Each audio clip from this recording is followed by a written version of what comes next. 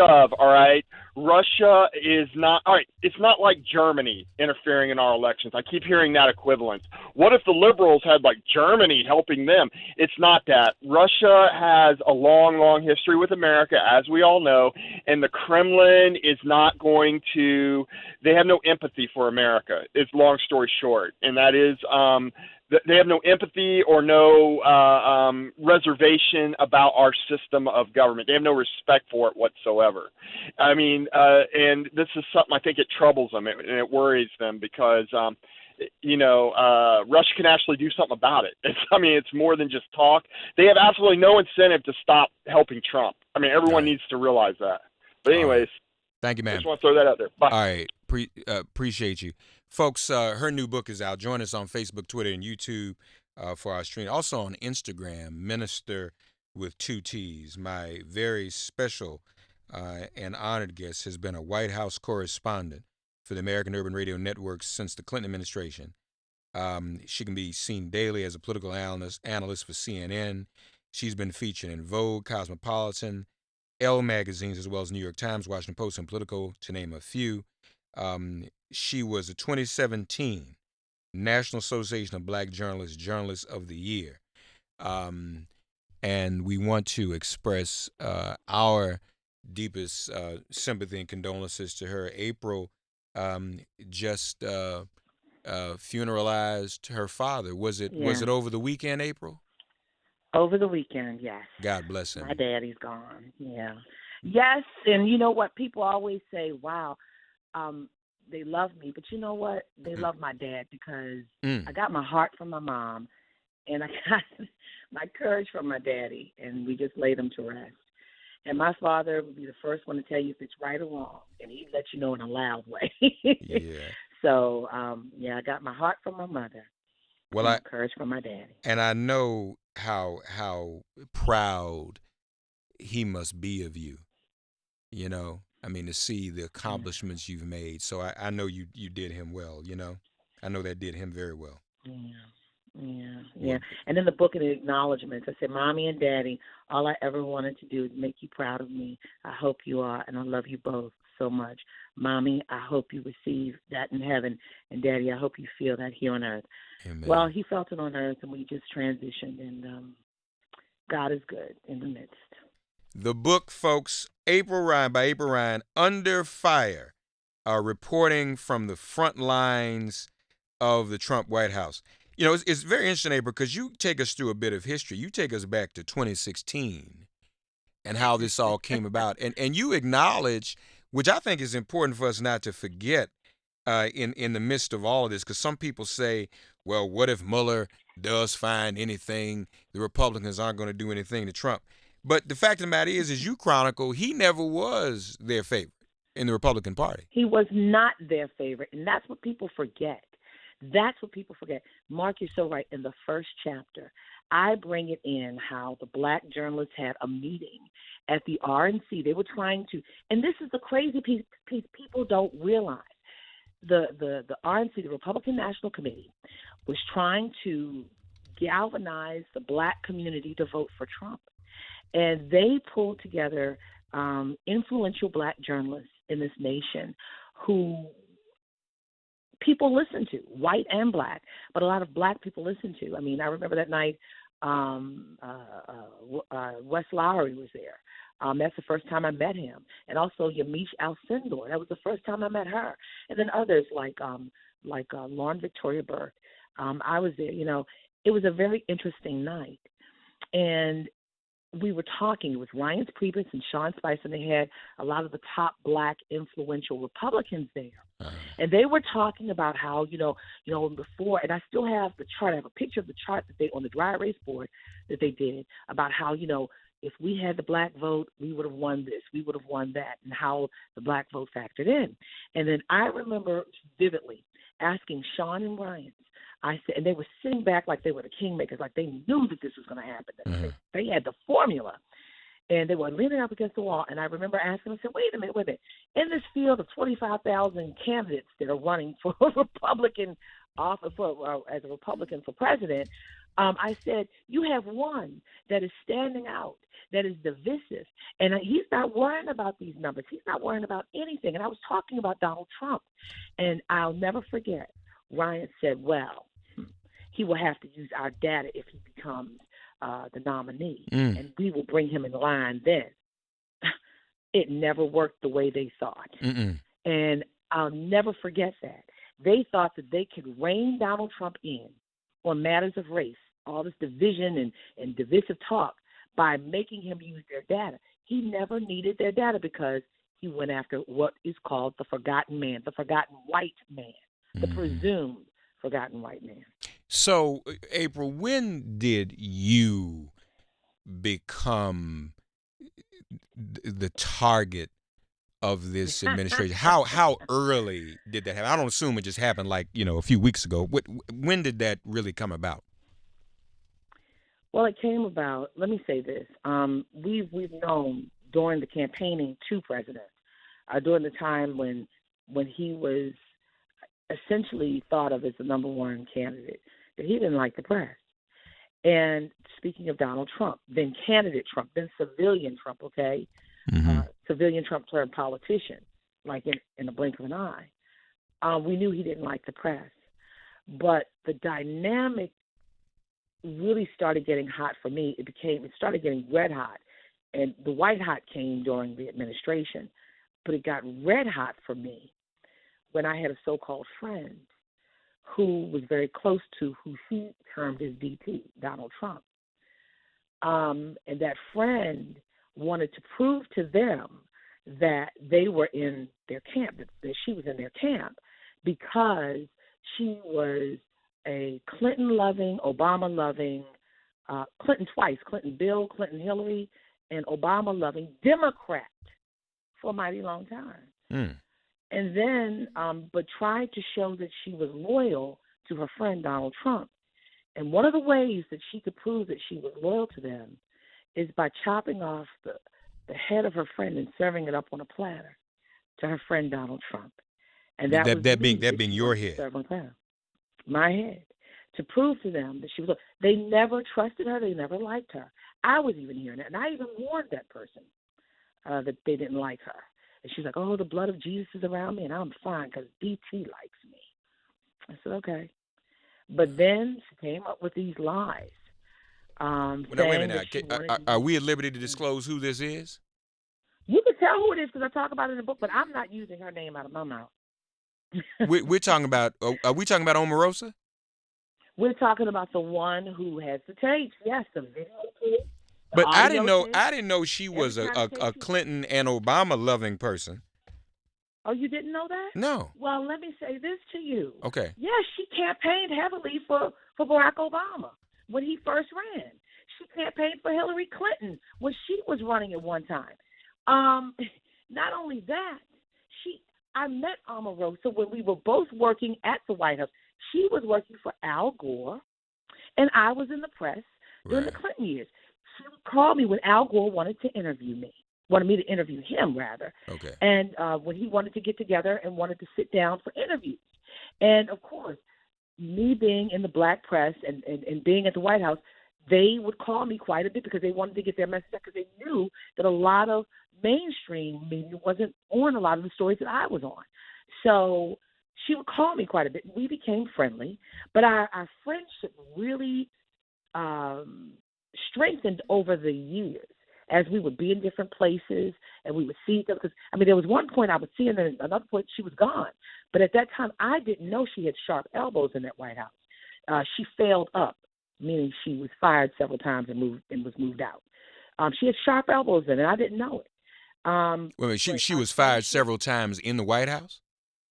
She was fired at the White House. They kept moving her around because she was a troublemaker. I see what you're saying. Okay, they were moving her, firing her from different positions. They call it failing up. Right, I got you. Instead of firing you, they move you out. Right, I got you. So that's what happened then. But over the years, our friendship strengthened. And being in this business, we kind of run in the same circles. Sometimes there's an event here or a funeral here, and we all see each other. Then we say, well, let's hang out. Let's meet up for lunch or dinner or something. And you keep doing that. And we got our friendship strengthened.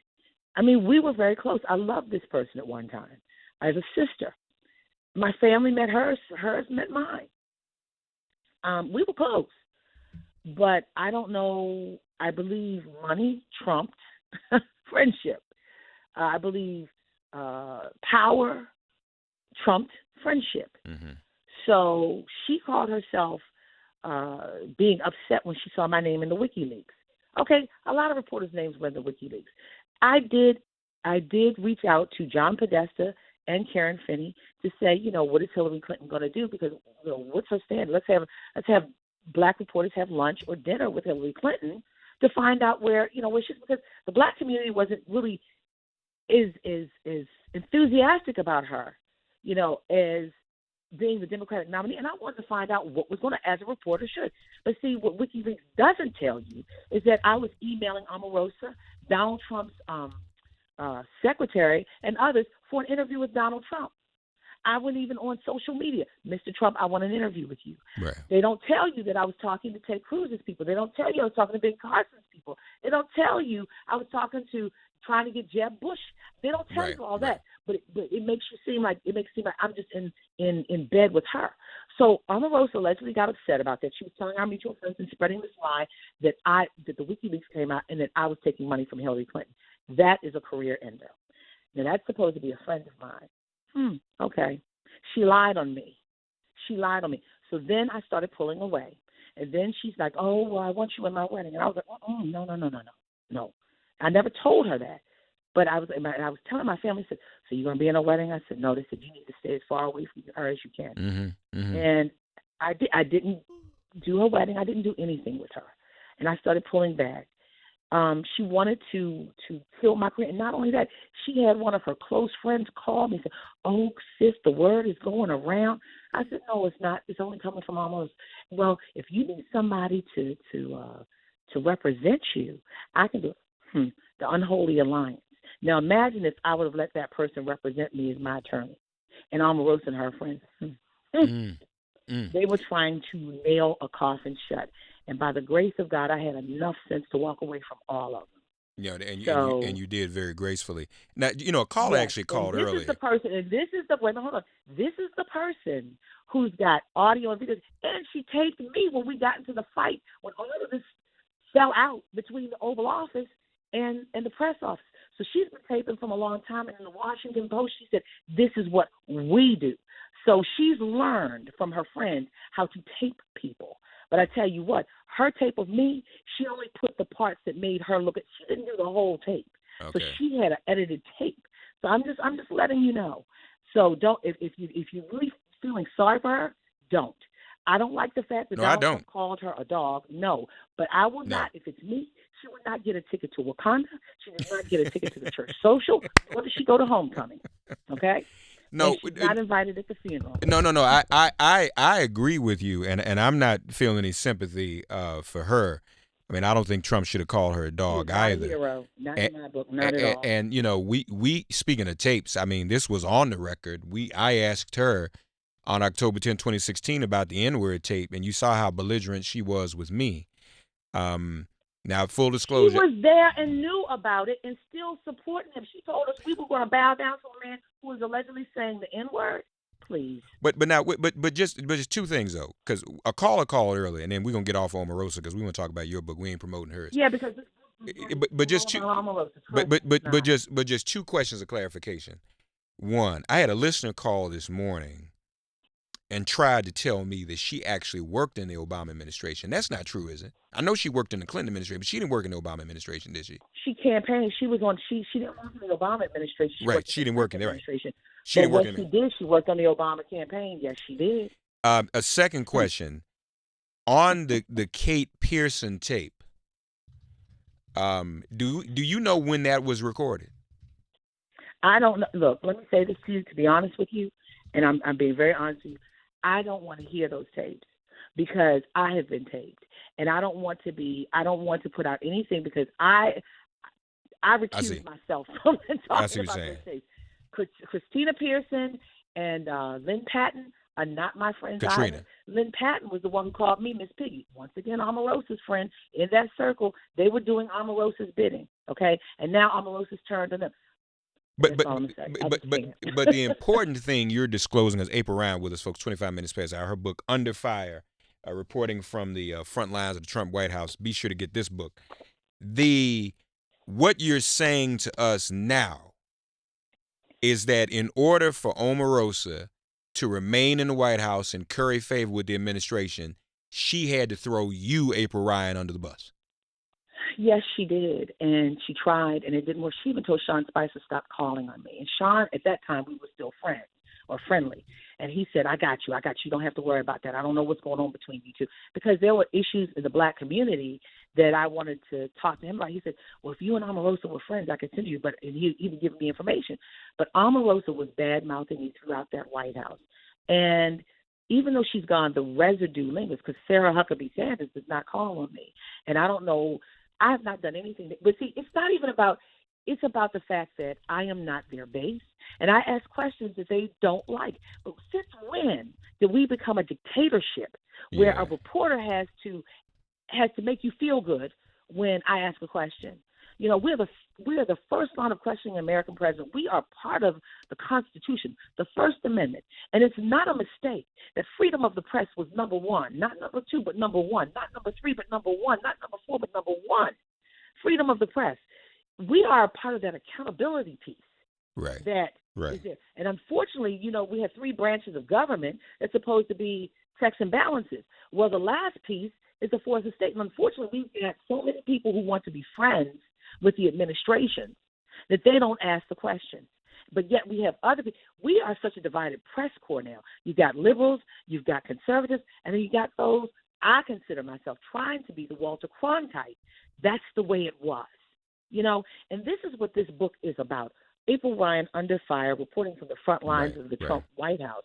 It's about freedom of the press. It's about how they have gone after me and others, and the stories that I cover that they don't want the truth to come out on, and how I explain what is really happening from my vantage point, 150 feet from the Oval Office, and how people pour into me and call me whistleblowers. These aren't leakers. People call me to tell me this is what's going on, and it pans out as fact.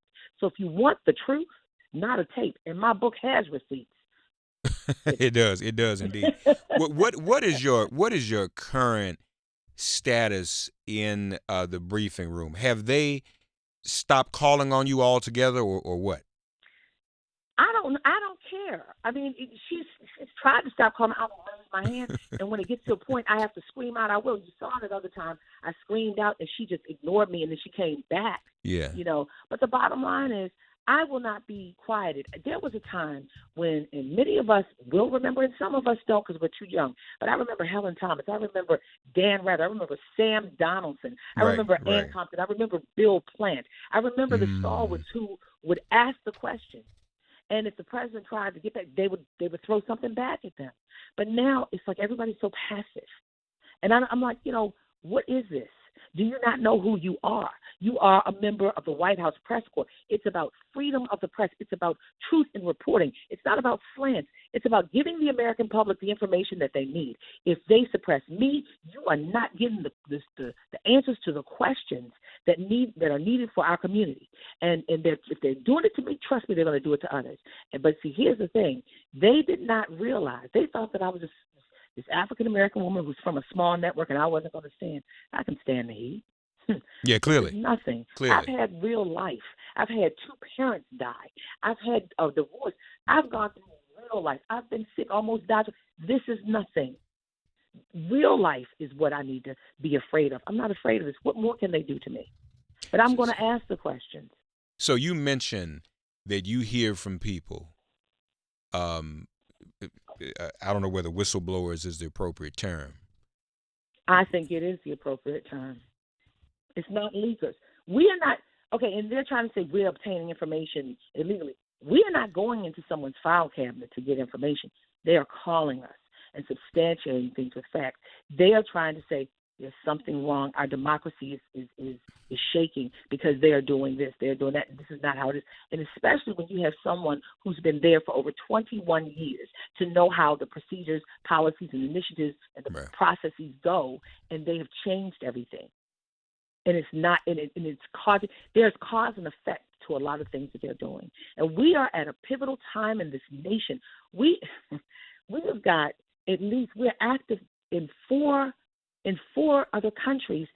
Some of them are not friendly to us.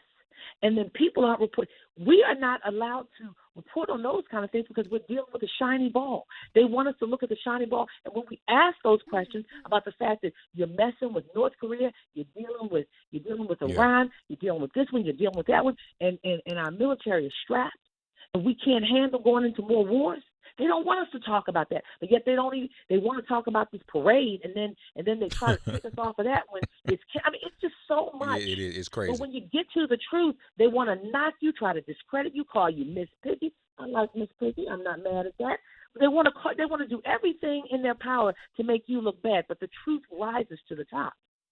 Well, last time I watched the Muppets, Miss Piggy was kind of running things, so Let me tell you something. That might be a compliment. I saw myself Miss Piggy in college. She's fabulous. I embrace Miss Piggy. So Lynn Patton didn't hurt my feelings. So sometimes when you talk about others, you need to look at yourself. April Ryan's book, 20 Minutes for the Hour, Under Fire. So April, whistleblowers have come to you in this White House. What can you disclose some of that? What is the loudest whistle that has been blown? I'm not going to tell you a loudest whistle. There are a lot of whistles. So let me give you a for instance. In this book, and I detail it in this book, remember how it's a couple of things.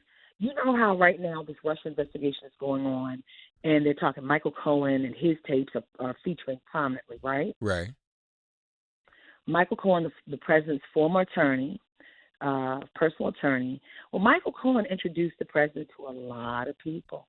And guess who one of those people, and I say it in this book, guess who one of the people is that Michael Cohen introduced the president to? Our dear friend and pastor, Darrell Scott. Really? Yes.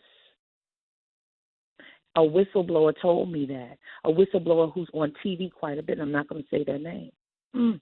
Yes. Yes. So what is Michael Cohen? Wait. Okay, go ahead. I'm sorry. Michael Cohen introduced Donald Trump years ago to Darrell Scott, the man who said, what did he say at the last? When he gets at these forums, he says a lot of little crazy things. Yeah, he's crazy. This same man tried to throw water on me, and I tell it in this book, tried to throw water on me, and other reporters saw it. He was playing with a water bottle after I had screamed out, Mr. President, are you a racist? He comes over, and you can also see, run the tape back, ABC had the tape, how he said, I said, Mr. President, you're going to answer the question. He said, no. I said, sir, I'm not talking to you. I'm talking to you. Well, I'm talking to you. Oh, yes, it's all on tape. And then I have another whistleblower in here by the name of Jay Johnson, former head of Homeland Security in the Obama administration. Remember when John Kelly, the chief of staff in the Trump administration, said that President Obama never came to him or called him? Well, there was a White House official that was at the hangar when his son came home. His late son, Robert Kelly, came home to Dover. That was Jay Johnson. And he and Jay Johnson have become very good friends. Jay Johnson talked to him over his son's grave about taking the job at Homeland Security. So I give you a lot of insight into things that you don't know about in this book, Under Fire. This book is, it was one of the toughest books to write because I'm telling you what they did. We are not supposed to be the story. Of course not. At all. But this is unprecedented and historic what they're doing. So therefore, I've got to tell it. Because if I don't tell the story, no one else will. You asked, Mr. President, are you a racist? And that was on, and that was when Martin Luther King Jr.'s holiday, when he was, it was around the holiday, when the president was talking about expanding the National Park Service a territory for the King family, for the King Center, and some other things. And it took a lot, and I actually apologized to MLK3, and he said, no, you did the right thing. And MLK3, because it bothered me so much. One, I cried because I had to ask, and I literally cried because I had to ask a U.S. president on that sacred day to me if he was a racist. No, you don't need to apologize to anybody for that. You did the right thing. No. Now, listen, that was for a reporter to ask an American president, are you a racist? That is a lot. And I had to be the one. Well, who else is going to do it but you, April? April? Reason why I'm sorry, what'd you say? Who else is going to do it but you? You were called to do that. That's your job. The only reason why I asked that question is because so many people were calling this man a racist. Because remember, just before that, we had asshole comments. And we were still reeling from Charlottesville statements. And then we heard from John Kelly going into Frederico Wilson, Congresswoman Frederico Wilson. It was just one thing after another. And then the NAACP said, I asked them, I said, what is a racist? They said when power and prejudice, the intersection of power and prejudice, when it meets. And I asked him, was he a racist? He did not respond, but it took him days later. That question was part of the news cycle. When I walked out of the White House, I'll never forget, I cried on Dan Tutman. He's a cameraman that I know from Baltimore who works at the White House. I cried on his shoulder. I was like, I shouldn't have had to ask that question. And it shook me. And it bothered me so that I called MLK3 and I talked to him about it. And he said, no, you did the right thing. Yeah, you did. And MLK3 wrote a blurb. He wrote a blurb. He read my book and he wrote a blurb about it. And he wrote a positive blurb on the back of my book jacket. And that's the only thing that's carried me because I felt that I marred the name of Dr. King that day for asking that question. And it still bothers me to this day because you should never have to ask someone if they're a racist. You should never have to ask a sitting United States president. This is not a third world country. What April Ryan with us, folks, her book Under Fire, reporting from the front lines of the Trump White House. April, in terms of your own journalism, your own investigative journalism, your whistleblowing, et cetera, what have you learned about the Mueller investigation? Now, we just learned that Don McGahn sat down with Mueller.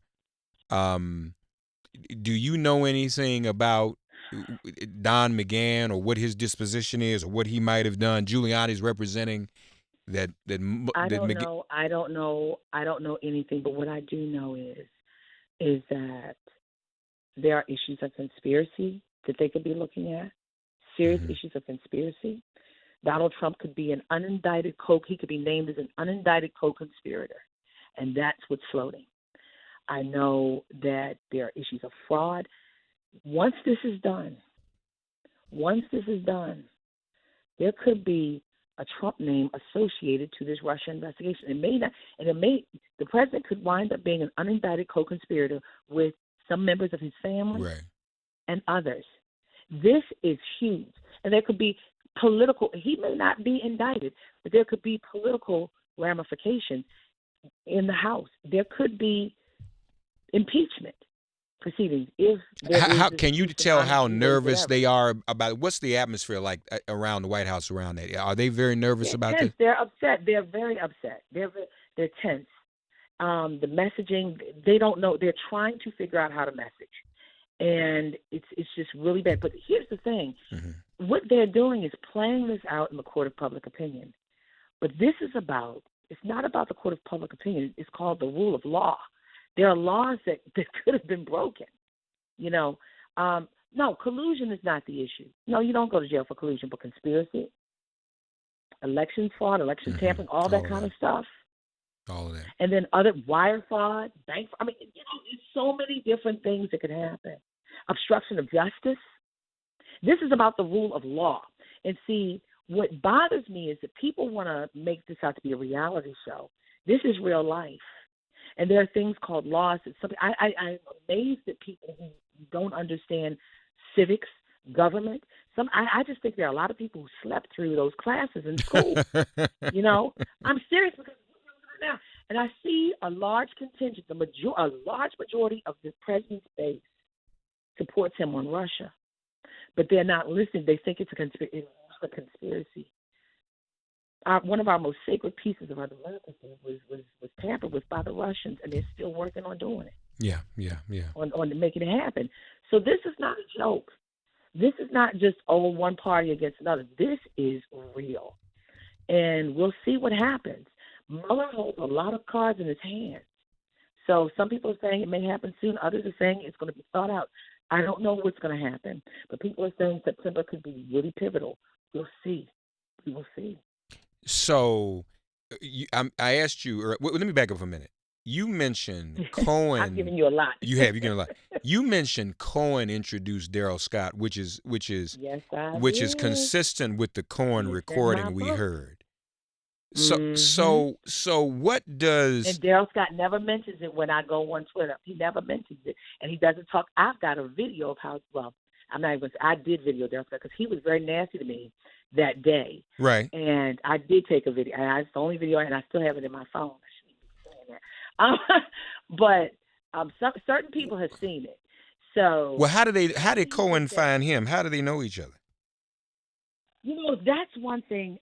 Well, one of the whistleblowers, leakers, friend of the president, high-ranking staff member who told me, I said something. I was talking about this. I said, well, Michael Cohen is the one who introduced, and, I have nothing to do with that. And blah, blah, blah, blah, blah. So they're throwing him under the bus, too. They don't want Darrell Scott around. But Darrell Scott, I will tell you this.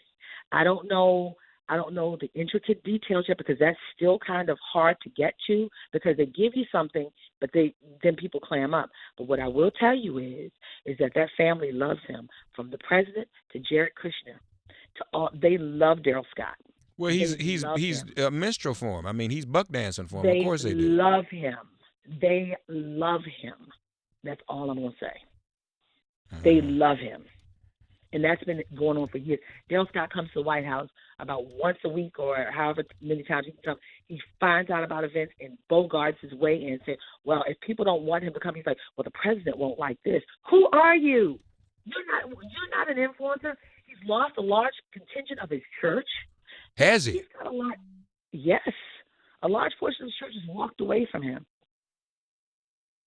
Yeah, I can imagine so. I'm not going third. I'm telling you facts. Right.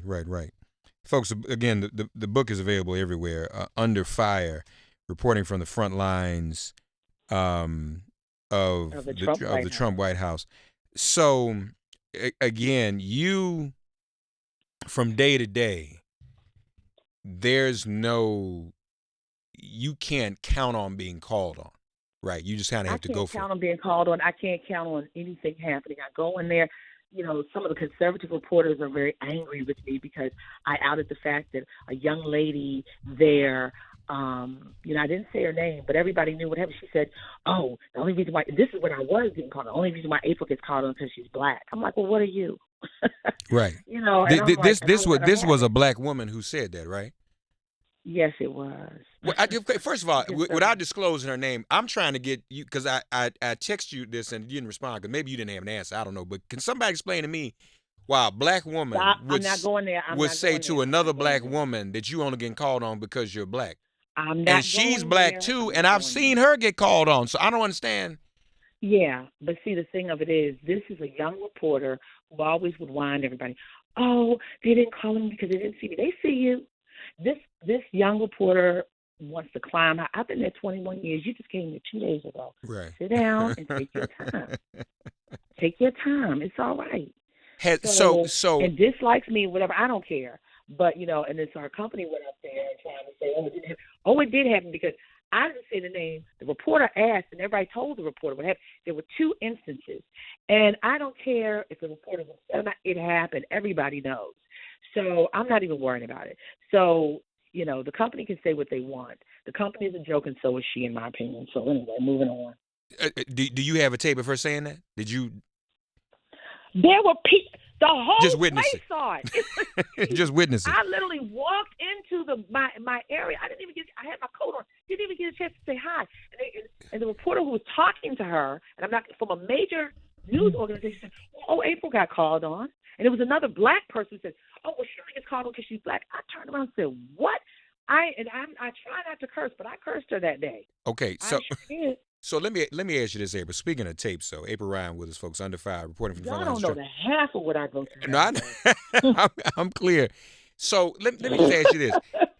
Is that you talk to people inside, you're 150 feet from the Oval Office, you talk to whistleblowers. Is everybody around there just taping each other? Is that what's going on? People just don't. Well, I'm gonna tell you, I do have a tape of my altercation with Darrell Scott in the driveway. No, but I mean White House that's the only staffers. tape I have. But I mean staffers though, not media, staffers. Let me hold on. Let me do this disclaimer first. Okay. And then I will say, when I tape. I say, oh, I'm taping you for news purposes. Of course, right. Do it, it's on the record so you can hear it. I replay it. But on that extent, when I walked out after he had tried to do that in the Roosevelt one to me, I didn't trust him. And I taped it. I was serious. I said, oh, Lord, there he is. I started walking. I taped him. And you don't see his face, but you see our altercation. You see it one time, and I let him know I taped him. So I have the tape, but he's not a nice person. But now I'm hearing that there are some people taping around there. And I'm going to tell you this. With all of this revelation, see, first of all, we knew that Donald Trump taped people as a businessman. Mm-hmm. That's what he did. We knew that. That was his practice. That was his standard practice. But at the White House, he brought that in. Now, my thing is, with Omarosa's tapes, with the Cohen tapes, and I'm thinking back to when Donald Trump said, I hope there are no tapes of our conversation to James Comey. I'm wondering, where are the tapes? Are there tapes? So, yes, and I'm hearing that there are other people that have taped and someone is in trouble now and could possibly be leaving, saying they're ready to leave. I'm hearing things, but we got to see how this plays out. You're hearing things about somebody else getting ready to leave? I'm hearing that somebody got caught with taping, I don't know, internally, and the person may be leaving soon. But who is that, April? Omarosa said in the I cannot tell you, but I'm hearing from my Republican sources. But Omarosa said in the Washington Post, when she taped me with our altercation, and she gave it to all the reporters, including the Washington Post, she gave it to John Roberts of Fox, she gave it to Dylan Byers of CNN, she gave it to the Washington Post. She said that's what we do. Yeah, but she said that a number of times. That's what people do. So it just seems to me like it's just a den of vipers. It's common practice. Yeah, it's just a den of vipers, and nobody trusts each other. You mentioned their messaging too. What in the world do they really? Is Giuliani really a part of them? Or do they authorize the stuff he says? Giuliani is dangerous. So why do they keep letting him talk for them, April? Right, any lawyer, I can't. I'm not telling them what to do. Any good lawyer will tell you this is the stance to be quiet. They're trying to play this out in the court of public opinion. This is not a court of public opinion. This is about the Mueller investigation. And once he puts it out and details it, it's over. It's going to be shut. It's going to be nailed shut. But see, Giuliani is trying to play these games, and he's getting himself in trouble too many times. He has implicated the president a couple of times. Yeah. They need to stop talking. Everyone needs to be off Twitter and stop talking. But it's too late. And trust me, I'm sure Mueller had people who are just on their Twitter feeds watching certain people what they say because they don't know how to stop. But in terms of the people you're talking to behind the scenes, are they saying that Giuliani is hurting them? I mean, I don't understand. Yes, they have said it. They have said it. Giuliani will not talk. He will not communicate. Well, at one point, he wasn't communicating with the White House. And remember when I said to Sarah, Sarah, well, you've been blindsided. And then she said, you don't know me. I'm like, oh, my God. And they were upset because Giuliani blindsided. Giuliani went out. He wouldn't talk to them. And they felt that they needed to know. And I'm going to tell you, during the Clinton years, when President Clinton had his attorney and the attorney, they kind of knew what they were doing so they could be on the same page. You don't know what's going on. Giuliani just talked. They said, oh, we'll talk to Giuliani. That's not how it should be or how it has happened in the past. Right, Giuliani needs to stop talking, number one, because there's some things that he's gotten the president in trouble with, for sure. The president has had to go back and say something on Twitter or rephrase or what have you. This is a circus. No, it's a reality show. Are they nervous about? Are they nervous about the blue wave, April? Yeah, they're nervous about the blue wave. Okay. They're very nervous. It's for some of these states that would be a cakewalk. It's too tight for them. Right. Yeah, it's too tight. April Ryan, under fire, reporting from the front lines of the Trump White House. Folks, I only watch the briefing anymore to see if they're going to call on April. And you're right. They wanted to dismiss you with something small, but they've made you even bigger. by attacking you. Here's what Martin Luther Your King. enemy will be your footstool. Thou preparest a table before me. The table before me in the presence of mine enemies. My cup runneth over. Yes. Martin Luther King III. Martin Luther King III writes, journalist April Ryan provides accurate historic information and perspective for anyone contemplating the 2018 elections and beyond. Under Fire is a must-read for truth seekers and those who teach others the difference between media spin, personal commentary, and current political facts. Giuliani said truth isn't truth, April. Well, I don't know what truth he listens to, but anyway. Read Cory Booker and read Thurgood Marshall Jr. Read theirs, too. Cory Booker writes, April Ryan is one of the most respected journalists in Washington for a reason. She's tough as nails, has a wealth of experience, and relentlessly pursues the truth. The qualities that make her a great reporter have also made her a frequent target of the Trump administration. And Under Fire, Ryan definitely navigates these attacks to deliver a characteristically impartial account of an unprecedented time. She not only documents the chaos, confusion, and turmoil of the Trump era, but speaks to our common values, the enduring and urgent need for truth tellers, and how the most difficult challenges can bring out the best in who we are. She's a living example of how the fire of adversity often reveals and forges greatness. That's Senator Cory Booker. And this from Thurgood Marshall Jr. April Ryan's experience, knowledge, and judgment are on full display in this book. She understands the political process at the highest levels and has never been afraid to ask the tough questions off record or with the eyes of the world on her, or when her courage and mettle have been put to the test. All of these skills come together in a compelling volume that blends her insights with the very questions that we should all be confronting at this unique moment in history. That's Thurgood Marshall Jr. I agree with all of that, and I appreciate your courage and your tenacity, April. We love you. Again, I know your parents are looking down, especially your dad, brand new ancestor father. I know he's looking down, and you know he's left you his shoulders to stand on. I know you will use them. Be careful. I'm in your corner. And folks, those of you who want to jump on this Omarosa bandwagon, just want you to remind you, she stepped on this sister here to keep her job. Tried to kill my career. Tried to destroy April Ryan to keep her job. A divorced mother of 2 kids, and this is all I got, my career. My so-called friends. So just be careful who you support. Love to those little girls, too, okay? Thank you. Thank you. All right, and we'll talk again. You going down there today, right? Are they having a briefing today?